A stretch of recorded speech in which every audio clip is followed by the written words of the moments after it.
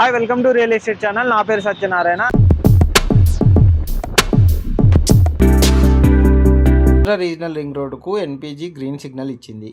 కేంద్రంలోని ప్రధాన శాఖలతో కూడిన నెట్వర్కింగ్ ప్లానింగ్ గ్రూప్ భేటీలో పాస్. హైవే మంత్రిత్వ శాఖ ఆమోదం తదుపరి కేంద్ర ఆర్థిక శాఖలకు ఫైలు. త్వరలోనే రీజనల్ ఉత్తర భాగానికి ఎక్స్ప్రెస్వే నెంబరు, ఆ తర్వాత పరిహారం, పంపిణీ, టెండర్ల ప్రక్రియ ముందుకు. రీజనల్ రింగ్ రోడ్డు ఉత్తర భాగానికి పట్టాలెక్కించేందుకు మార్గం సుగమమైనది. దేశవ్యాప్తంగా చేపట్టే కీలక ప్రాజెక్టులపై చర్చించి వేగంగా ముందుకు తీసుకెళ్లేందుకు మార్గం చూపే పీఎం గతిశక్తిలోని నెట్వర్క్ ప్లానింగ్ గ్రూప్ దీనికి పచ్చజెండా ఊపింది. కేంద్ర ప్రభుత్వంలోని ప్రధాన శాఖలతో కూడిన ఈ గ్రూప్ సమన్వయ బృందంగా పనిచేస్తోంది. సదరు ప్రాజెక్టు వల్ల ఇతర శాఖలు, వాటి పరిధిలోని ప్రాజెక్టులకు ఎదురయ్యే ఇబ్బందులు, ఇతర కీలక ప్రాజెక్టులకు ఏర్పడే ఇబ్బందులపై ఎన్పీజీ చర్చించి ఎలాంటి అడ్డంకి లేదనుకుంటే ఆమోదముద్ర వేస్తుంది. రూపాయలు 500 కోట్ల కంటే ఎక్కువ వ్యయమయ్యే ప్రాజెక్టులకు దీనికి ఆమోదం తప్పనిసరి. ఢిల్లీలో జరిగిన ఎన్పీజీ భేటీలో 17 ప్రాజెక్టులపై చర్చించారు. అందులో రీజనల్ రింగ్ రోడ్డు ఉత్తర భాగం కూడా ఉంది.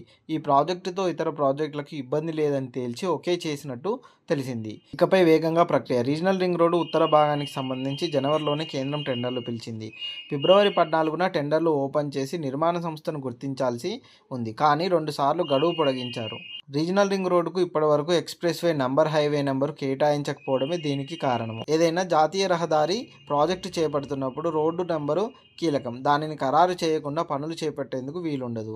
రీజనల్ రింగ్ రోడ్డుకు ఇంకా నెంబర్ కేటాయించకపోవడంతో టెండర్లను తెరిచేందుకు, పర్యావరణ అనుమతులు ఇచ్చేందుకు నిధులు మంజూరు, భూసేకరణ, పరిహారము, చెల్లింపు వంటివి చేపట్టలేదని పరిస్థితి నెలకొంది.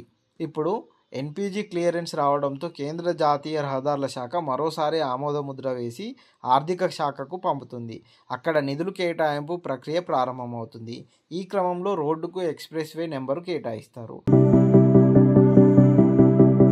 కేంద్ర ప్రభుత్వం రీజనల్ రింగ్ రోడ్ ఉత్తర భాగానికి భారత్మాల పరియోజనలో చేర్చి, అదే సమయంలో రాష్ట్ర ప్రభుత్వంతో పేచీలు, కొన్ని ప్రక్రియల్లో జాప్యంతో దక్షిణ భాగాన్ని తాత్కాలికంగా పక్కన పెట్టింది. ఇప్పుడు దక్షిణ భాగానికి కూడా ఉత్తర భాగంతో పాటు చేపట్టాలని రాష్ట్ర ప్రభుత్వం కేంద్రాన్ని కోరుతోంది.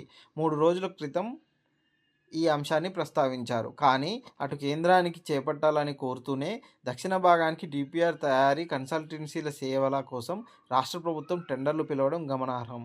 ఇది గందరగోళానికి కారణమైంది.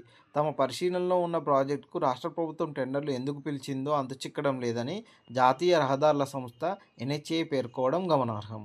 ఇలాంటి మంచి రియల్ ఎస్టేట్ అప్డేట్ కోసం మా ఛానల్ని సబ్స్క్రైబ్ చేయండి, షేర్ చేయండి, కామెంట్ చేయండి. Thank you.